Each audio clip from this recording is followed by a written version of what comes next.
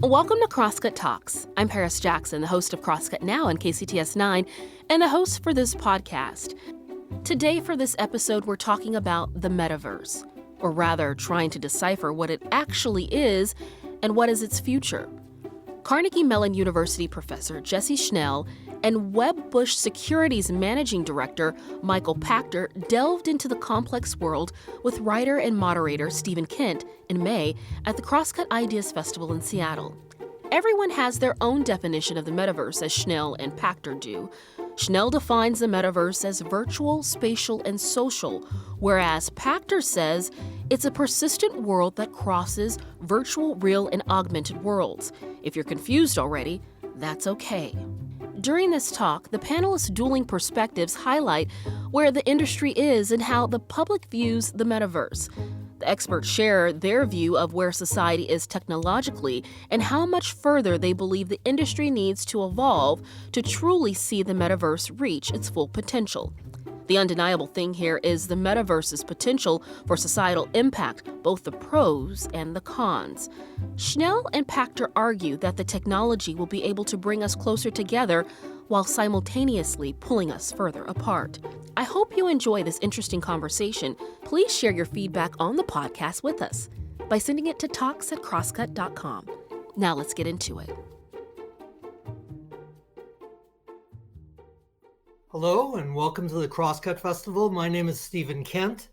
By way of introduction, I am not an expert on all things metaverse, but I have been covering high-tech and high-tech entertainment and high-tech society for 30 years now. My guests, however, definitely qualify as experts on the subject. I am joined today by two panelists, Dr. Jesse Schell, a distinguished professor at Carnegie Mellon and the founder of Schell Games, which is a pioneering company in the VR game space. I'm also joined by Michael Pachter, a managing editor at Wedbush Securities and absolutely one of the most quoted men in high tech. Welcome, Jesse and Michael. Thank you very much for joining us today. Glad to be here. Same. Thank you, Stephen. Why don't we start by defining the term metaverse? What is the metaverse? Jesse, let's start with you. Well, different people mean different things. I guess the way I always look at it is I find when people are talking about metaverse, they're talking about things that are virtual, spatial, and social. So to my point of view, any online world where you are connecting up with other people in a spatial location constitutes you are now somehow in the metaverse, whether that be Roblox or Fortnite or something else. Okay. Michael? I have a more expansive view, and it might be easier to tell you what it's not. It's not Roblox and it's not Facebook. So I think that the concept really means that it's a persistent world that crosses virtual and real and augmented reality. So real world, virtual world, augmented reality. Pokemon Go is augmented reality. And I think that the concept of the metaverse is that you and any intellectual property associated with you, any actual property associated with you, can traverse the metaverse, can go from real world to virtual world to augmented world, and your stuff comes with you. And so I think the analogy would be, if you own a pair of Nike shoes, sneakers, you can walk into a Puma store and Puma's not going to kick you out because they might hope you'll convert to buy Puma sneakers. But if you decide that you want to, take something into Facebook, they'll boot you right out, or Roblox. They'll put a wall up. So the metaverse is going to let you own things, create things, use things, whether they're virtual or real, any place that you happen to be. And, I think that the best description that I've heard is Web 3.0.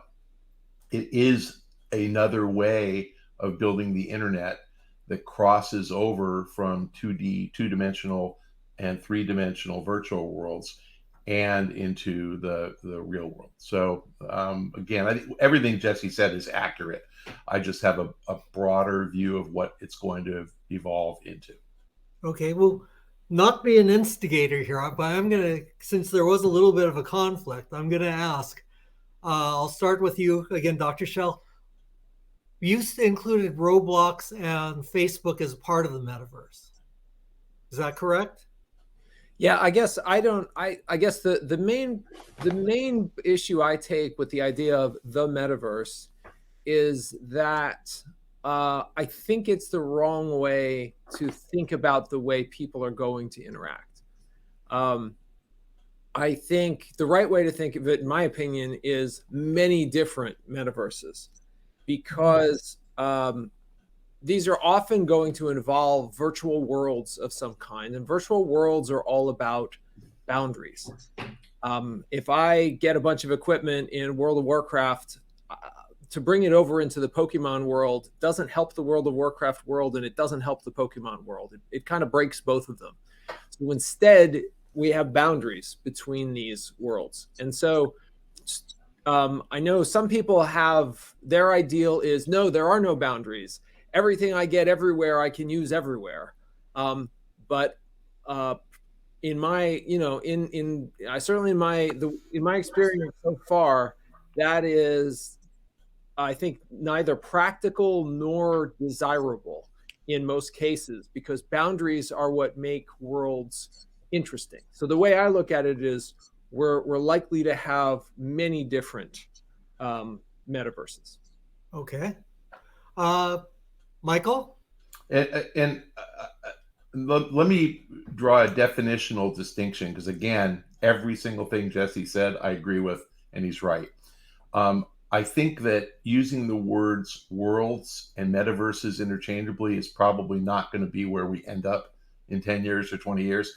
Worlds, yes, 100%. I think there's one metaverse, just like there's one internet.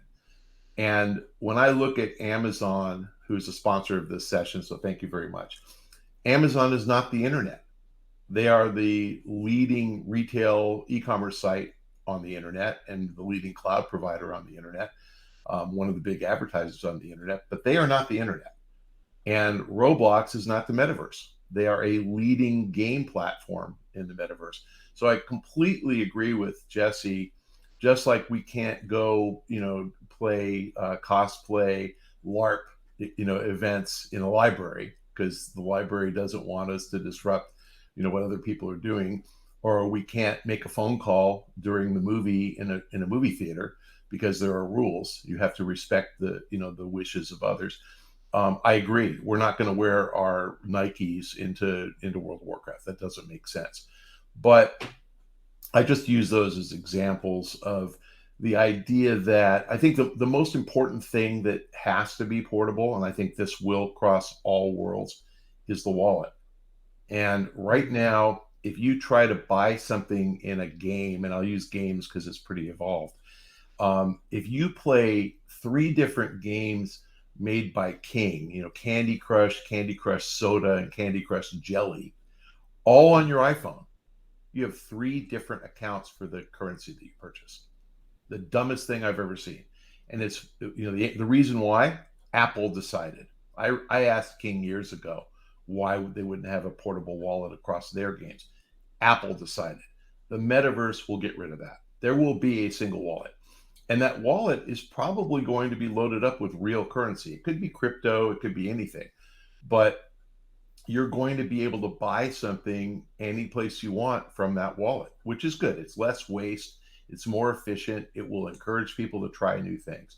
So as Jesse said, and I'm 100% on board with this, the metaverse will consist of an infinite number of worlds, but it won't be one world. That one world is not going to be Facebook/Meta. It's not going to be Roblox. The model is going to be some pioneer, whether it's Unity or Epic or somebody we've never heard of, is going to come up with a platform that is open, that has a pyramid of brands and professional creators at the top and everybody who uses it at the bottom. And everybody's going to be able to contribute to this universe, this metaverse, by creating content, and everybody's going to be able to monetize.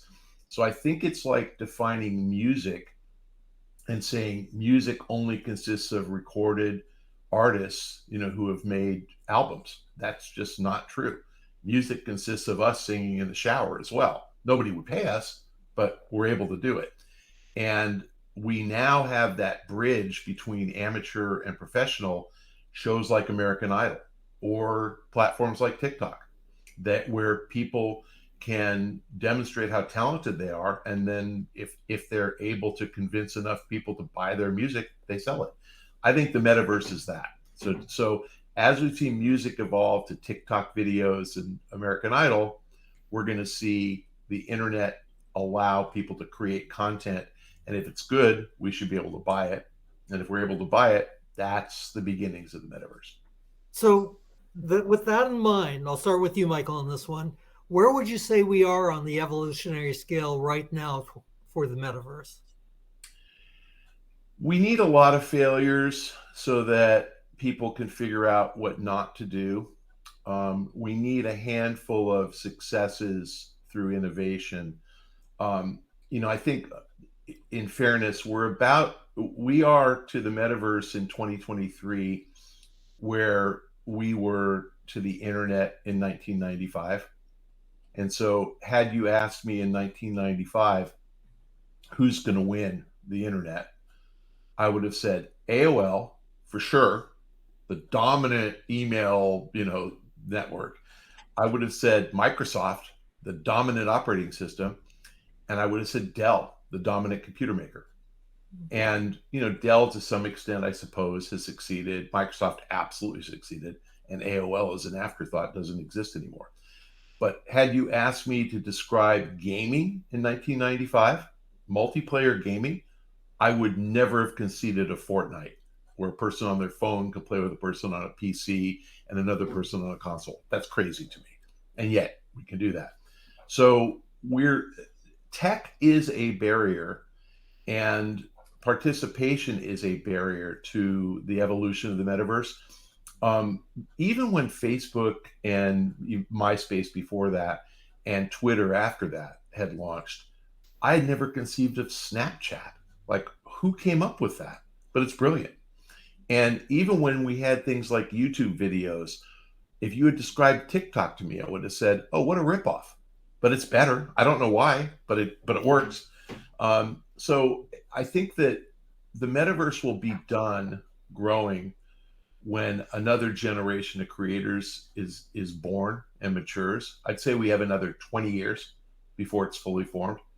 And I'd say we have about 5 to 10 before it really starts to take shape. So we're in the very, very early innings. And I think, fortunately for future generations of creators, you've got guys like Facebook literally pissing away billions and billions of dollars chasing their dream of the walled garden that's going to fail, and people will learn from that.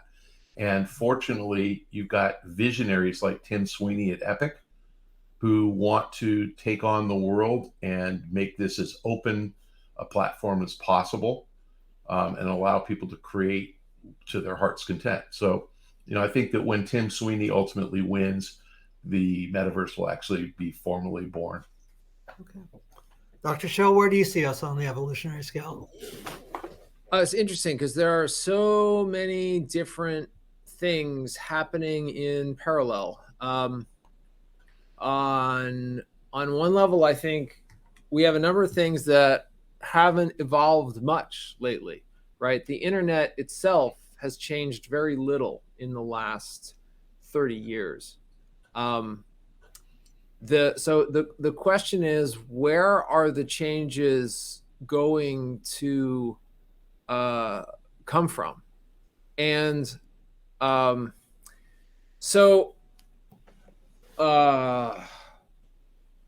okay, the reason it's hard to talk about is there's multiple things happening in parallel. We're going to see huge advances, certainly in terms of our interaction with AI and AI characters.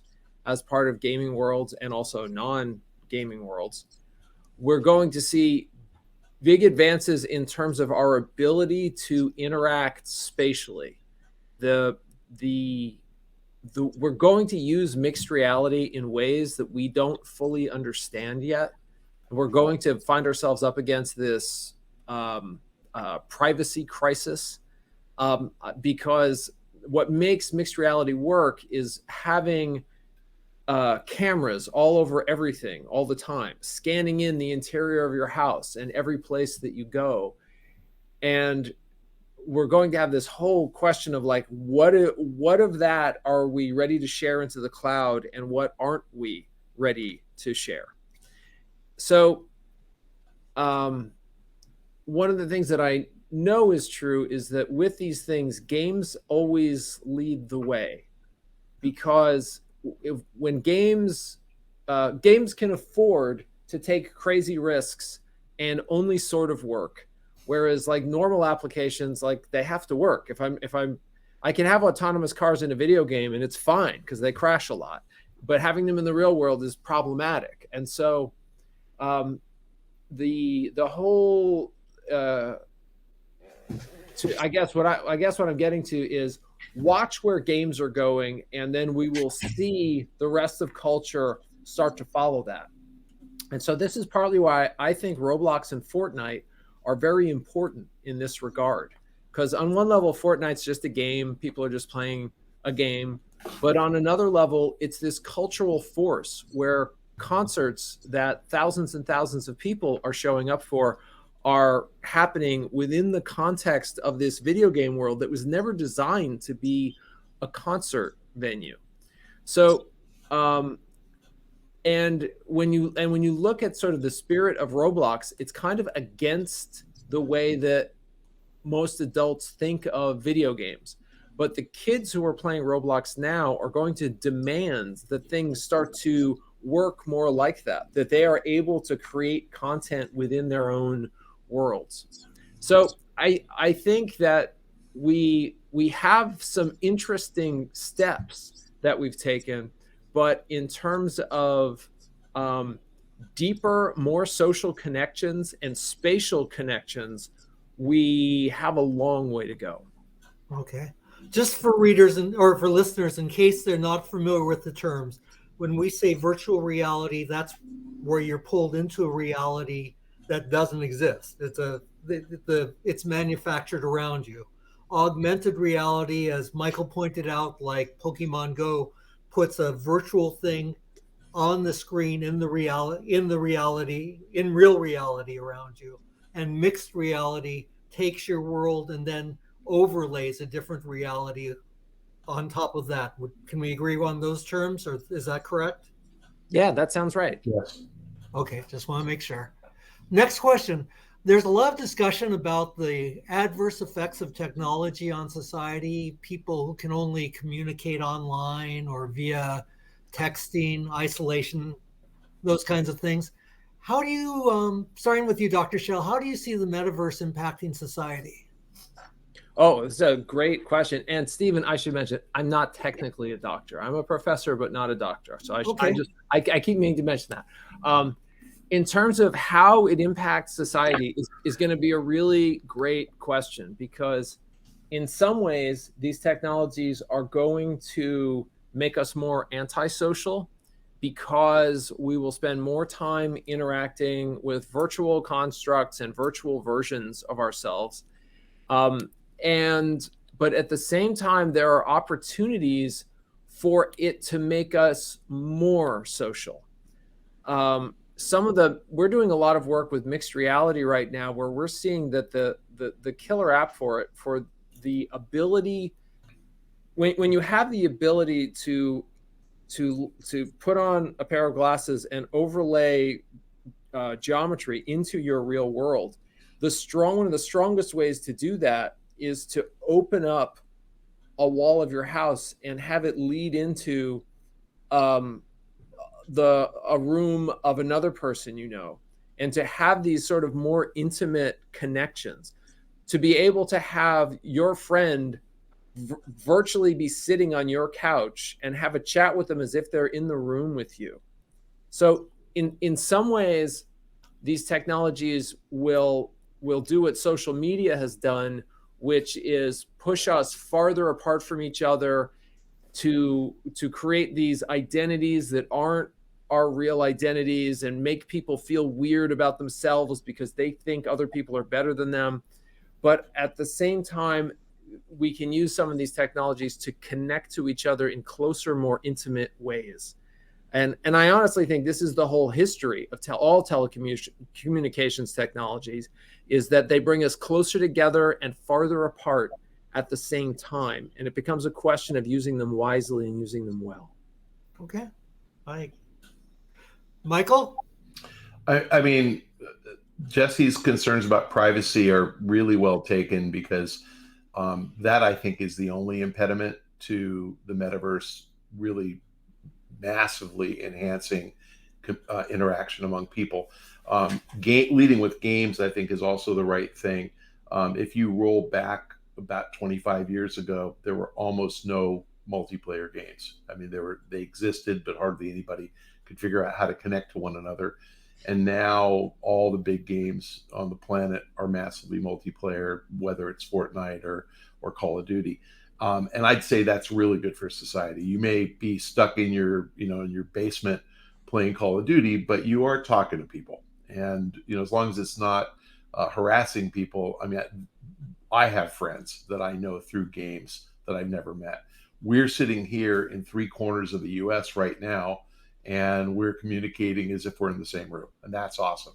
So, technology allows that. I think that the impediment to this happening, to the 2 impediments, are protocols, so uniform standards, so that everybody who's building their vision of this, it'll work with everybody else. That's the way to really accelerate adoption. And that's why I said Facebook can't win. Facebook wants you to log into Facebook in order to access the metaverse. You have to be able to go to any screen and log on. And then privacy / safety, and those are kind of the same thing. We can't feel threatened by going into this space. It has to be safe, and we have to feel that we'll be respected. And that, again, kind of rolls back to protocols and standards that, you have to make it, as Jesse said earlier. So when I go into Warcraft, I'm not bringing an AK-47. I can't do that. So it's got to be safe for the integrity of the game. It has to be safe for the players. If I choose to be anonymous, I should be allowed to be anonymous. So it should be private. But I think this is a really giant leap forward for people to be able to communicate. And I think, again, Jesse's analogy to the early telecom, calling your mom and saying goodnight when you live in a different city. We've all done that. And the metaverse is going to allow us to see our mom every night and say goodnight. So it's a really welcome advancement in tech. And I think that people are going to embrace it. Okay. We'll be back with more after this. At Amazon, there's a way up for anyone, because there's something for everyone. Like Jessica, who completed free technical training programs and is getting her bachelor's with Amazon's prepaid tuition. Even if you have no knowledge or no experience in IT, Amazon has the tools and the resources to teach you. I've been promoted 3 times, and it's been a significant boost in pay for me. Free technical training programs at Amazon move full-time and part-time employees into higher-paying jobs. Visit aboutamazon.com for more info. Michael, I've got you first. How dependent are virtual reality and the metaverse on each other, on each other's success? Well, virtual reality is hard, and Jesse far more expert in that than I, but it's hard because virtual reality is a chicken and egg concept, where the virtual reality headset, is the chicken, and the software, the things that you use it for, are the eggs. And you just can't get chickens without eggs, and you can't get anybody to make eggs without chickens. So it's hard to develop software for a limited market. And the hardware so far is still too expensive for most people. I think Oculus They just raised price back, but it was down to 300. It's back up to something close to 400. PlayStation VR is 500, and you need a PlayStation, so another 500. It's $1,000 to even think about it. And so with $1,000 entry, who's making PSVR games? You can't assume there will be more than a couple million players. So VR is really a complicated concept. We know for the last 8 years or 10 years of Oculus that the software that's leading has been games, and I expect that will continue, but nobody's come up with a way to give away the hardware for free. I think that virtual reality is never going to be big unless a killer app like healthcare adopts it, or like education adopts it. And so again, I'm not advocating that this should happen, but if we had the government look at virtual reality the way they look at electric cars, something that's good for the environment, so we'll provide a subsidy so you can pay less for your Tesla, then virtual reality would take off. And the way to do that is to incorporate it into education or healthcare. That'll happen eventually, I think, but I think VR is going to be a real tough sell as long as you have to spend $300 minimum to get into the market. And again, that Oculus headset, pretty much you need a internet connection to PC, so you're limiting your audience to pretty wealthy people. Okay. Just for our viewers, just so you know, Jesse Schell, his company Schell Game, has actually had several VR bestsellers. So, what's your opinion on this? I mean, I think I have a more optimistic view of virtual reality and where it stands right now. I do agree that pricing is critical, and I do. Part of what's happened with Meta's Quest 2 product is they really seem to have found the right formula by pricing a headset about the same as a game console and having it have a lot of high quality content. Is clearly the successful path. There's somewhere near 20 million Quest 2 headsets out there right now, which is more than there are Xboxes out at the moment. In terms of as a gaming platform, I think we're already there. We're already there in terms of having a solid community of people who are excited about playing this way. Now, the thing I think is important is this is a kind of play that isn't for everybody. It's a little too immersive and too intense for some people. It's fine, so I don't look at VR and say, oh, this is going to absolutely replace what we have in the I don't think it's going to replace traditional gaming, but I do think it's going to take a big seat at the table. And just like the relationship between movies and television, movies are bigger and grander, and television is sort of smaller and cheaper. I think we're going to have some of that similar relationship. But the part that confounds all of it is what's going to happen with mixed reality, because the next generation of headsets we're going to see, Meta's got the Quest 3 coming out, and Apple's going to be making some announcements before too long. And all of the rumors are that these are all going to be both virtual reality and mixed reality headsets at the same time. And exactly how people start to use that is going to be very interesting to see. This all reminds me a great deal of the early days of home computers. There was a lot of talk of like, well, people really want computers in their home. They're too high priced. We're never going to get there. The Apple II came out, and it was like, yeah, this is pretty cool, but it costs $1,000, and no one's going to want to do this because the software is just not good enough. And then a couple of years later, the Commodore 64 comes out, which is pretty much the same thing, but it was priced lower, and they sold something like 30 million units. So I think really is a lot about price. We have the prices are coming down, the features are going up, and we'll see what happens. But Michael brings up a really good point, and I want to follow up with you on this. Meta, at a time when consoles would typically drop their price by $100, Meta did go up by 100 and took a real hit in sales with the Oculus 2, did they not? They've been doing some unexpected things with pricing where they brought their price up and then they brought their price down. I'm not exactly sure, but they seem to be fussing around with the price point in minor ways, but in the end, I guess the thing I look at is the thing that appears to be true is people haven't. The game console market has shown us that people are willing to spend around, $400 to $500 for a high-end gaming experience that they really like.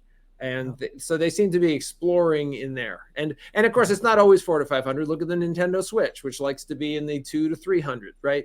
So I think we're going to see, I think the formula for headsets is going to be a price point between $200 and $600 that involves an experience that involves no tethering.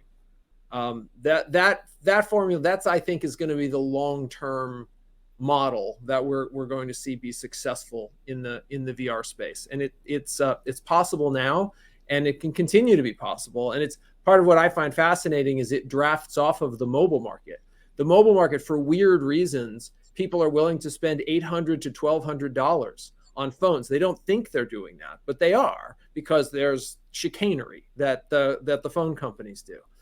And so as a result, like, phones are really high-end hardware. The same hardware from a previous generation is what goes into the headsets, but because it doesn't have to be compressed, it can be spread out and overclocked, because then it doesn't overheat. Anyway, it's a lot of nonsense, but the fact, as long as phones keep on the path that they are, headsets will be able to follow on that same path. But I would say even, I'll put out there that even 10 years from now, $200 to $600 headset with no wires is going to be what constitutes normal in the VR and mixed reality market.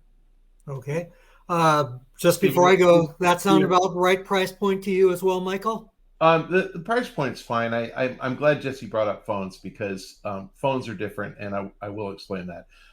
First of all, I'm the odd person who actually buys phones, and I got $400 for my iPhone 11 and traded in on a 13, and it cost me $450. So every 2 years, roughly. So I'm spending $225 a year for a phone. So let's call that $1 a day. I spend 7 hours a day on my phone, and Apple reminds me of that. So what a value. That's just incredible. That's why we do it, because we actually access everything there. We shop on our phone. We read the news on our phone. We tweet on our phone. We take pictures with our phone. But I think Jesse's 100% right.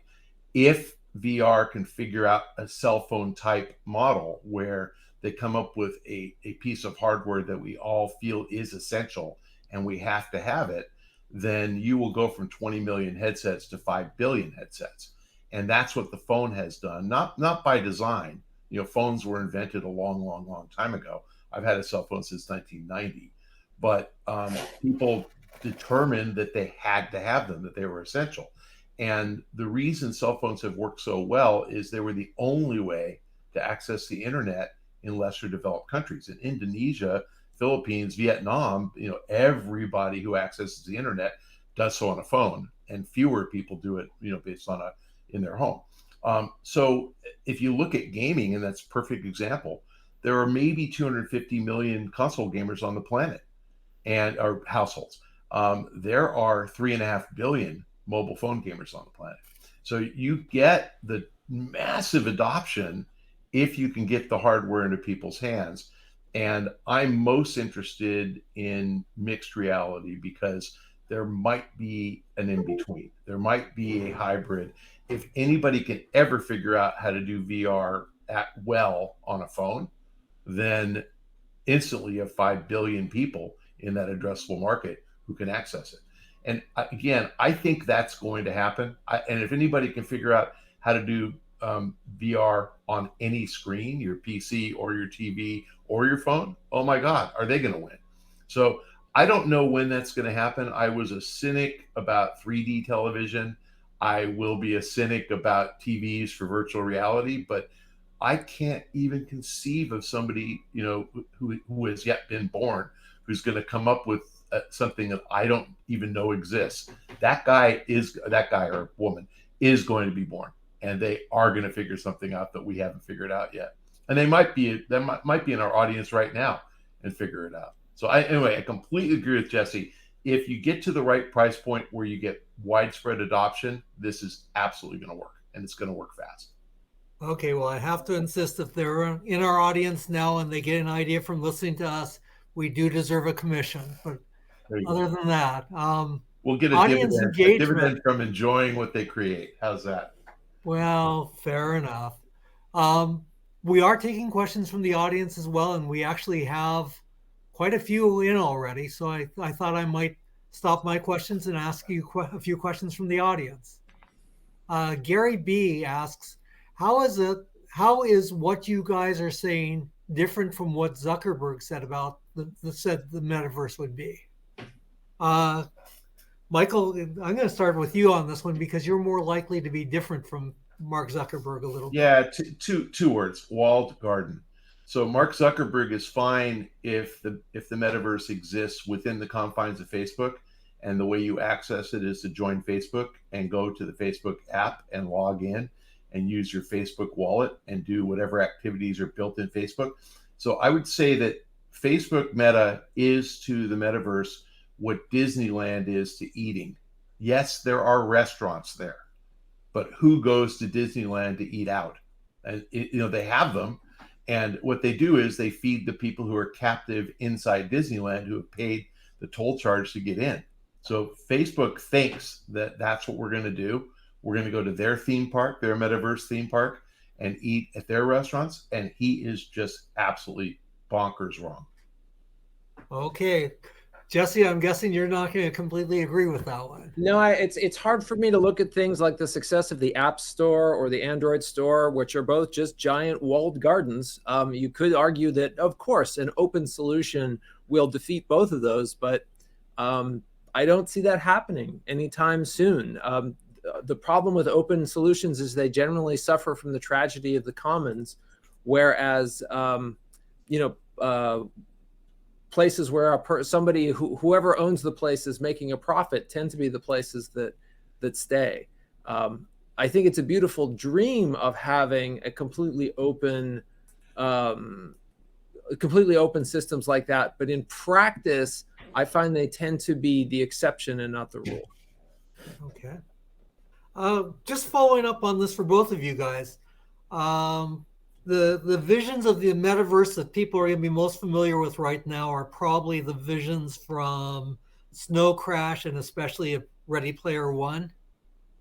Accurate, Dr. Jesse? I think people often think that way, and I think that's generally. I look at those things as kind of confused and wrong, because but with both Snow Crash and Ready Player One, what the visions that they bring are that the way we're going to want to interact virtually is going to be a mirror of the way we interact with the real world, and that the closer it is to a real world physical interaction, the better it is. But the truth is that's not how anything works. We don't want to have distance in virtual worlds. We want to be able to go to where we want to go to when we want to go there. And the other thing that's confusing when you look at the worlds of Snow Crash and the worlds of Ready Player One is they are a blend of functional worlds and entertainment worlds. And functional entertainment worlds are really different. Because in functional worlds, if this is I'm doing my taxes, I don't want to travel into the tax kingdom and take a long walk. No, I want to get in, hit the buttons, get my numbers done, get out. I want to eliminate as much reality from possible and just get as simple, get it done. When I'm doing entertainment and fantasy things, then I want to create spaces and places, and those two things, they're not really going to blend. They historically they haven't, and I don't think we're going to see that going forward. So I expect I expect the functional worlds and the entertainment worlds to largely be very different from each other. Okay, Michael?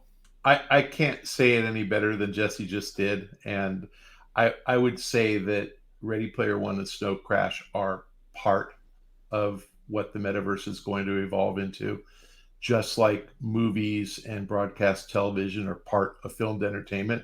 But we've expanded that to include YouTube and TikTok videos and selfie videos. So there's more. There's just a lot more. And I think Jesse described the more very well. I can't really add anything to that. It's part of what's going to happen, but not the only thing that's going to happen.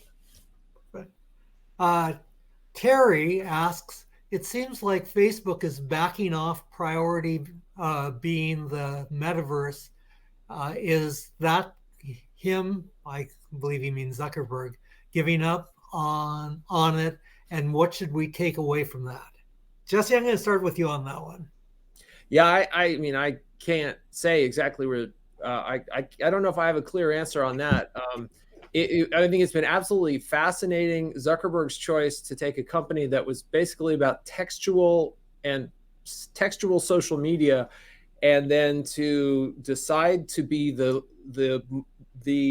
greatest virtual reality innovator in the world. That was an incredibly bold choice, because it is such a it's quite a leap from kind of one experience to another. They so far, everything that we have seen in terms of our interactions with Meta are a deep commitment to innovation in the virtual reality space.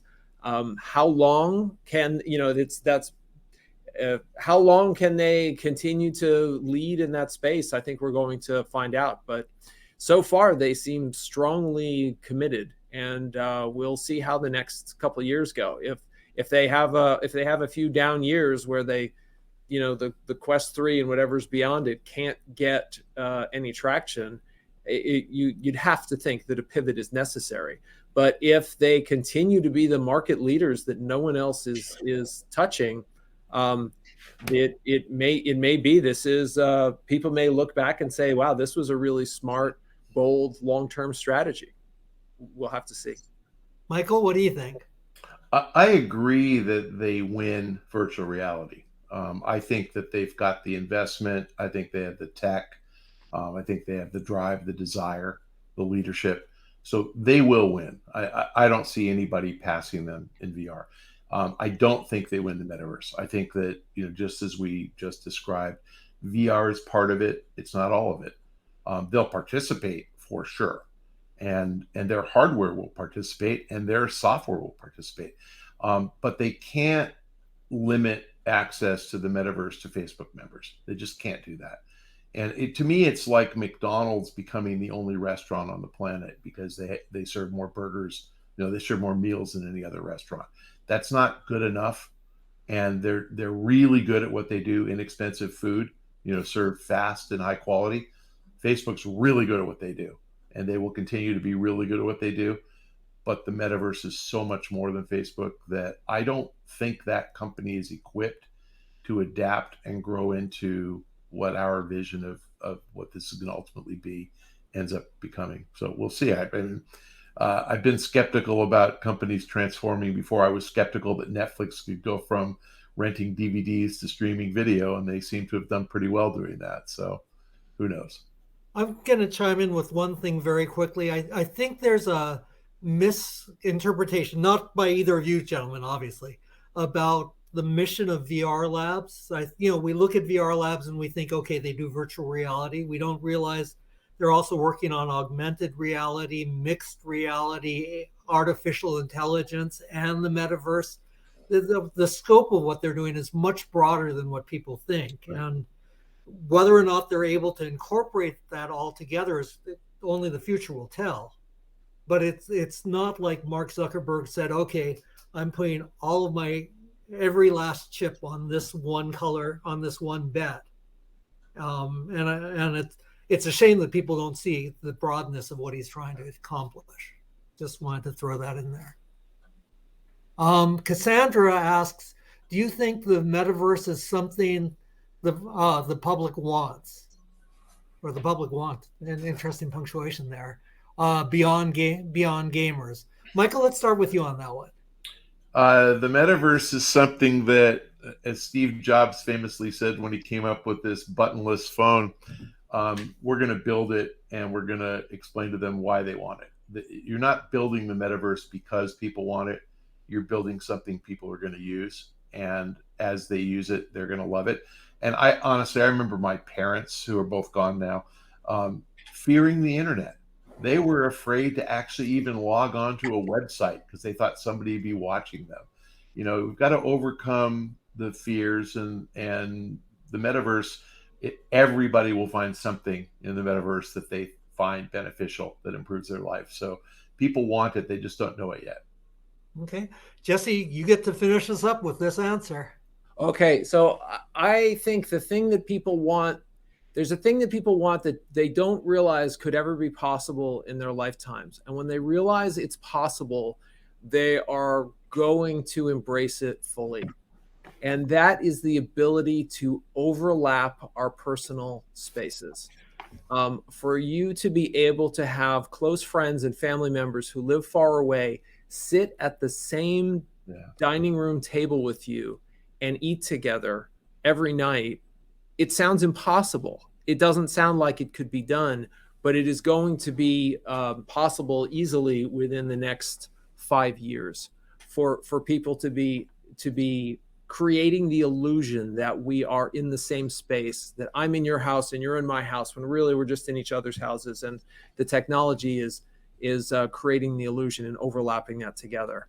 And so the most powerful things for people are always things that bring us closer together, and that is what the power and the promise of this technology is going to be. Okay, guys, you've been a dream panel. We are officially out of time, but I want to thank you for taking the time to join us today. Thank you, Stephen. Thank you, Jesse. Yeah, glad to be here.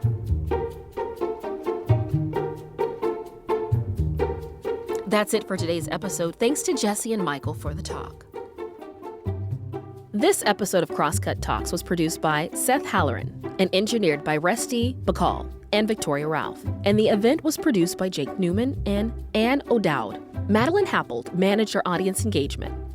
And you can subscribe to Crosscut Talks wherever you listen. And if you like the show, please review us. We want to know what you think.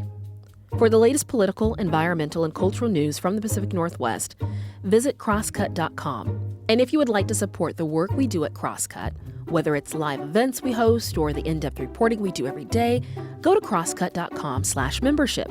In addition to supporting our journalism, members receive complete access to on-demand programming on Seattle's PBS station, KCTS 9. Crosscut Talks is a product of Cascade Public Media. I'm Paris Jackson. We'll be back soon with another conversation.